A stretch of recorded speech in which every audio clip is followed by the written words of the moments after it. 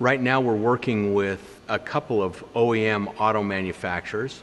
The desire on their part is to find sensing technologies that can be used as switches, for example horns, that would allow their stylists more freedom and would give a higher quality appearance, better fit and finish, and down the road long term have a more robust construction so that you don't have vibrations, squeaks, and rattles. Typical switching applications now have a very short lifespan, many of them under 50,000 honks.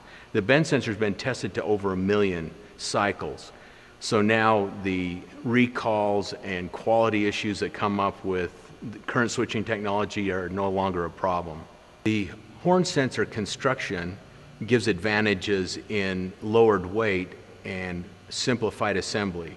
Currently, horn switches consist of 2 metal plates held apart by springs. Those springs fatigue and relax, and the plates and the airbag modules start to float and rattle and squeak. The bend sensor doesn't need any of the springs or long actuation strokes. The sensor is typically mounted on a piece of foam. The foam is placed in the steering wheel under the cover, where the cover can interact with the sensor with very short movement. For example, the current system requires as much as 1/4 of an inch in stroke to actuate the switch.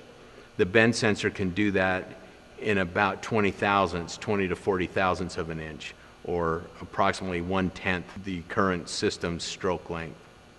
One of the very appealing features about the horn sensor is that once it's in the steering wheel assembly, we can expand the sensor material itself, add additional circuits for very minimal cost, and use those circuits to control other applications like cruise control, radio channel changing, function changing, volume changing, and all those things can be added to the steering wheel with a minimal amount of cost.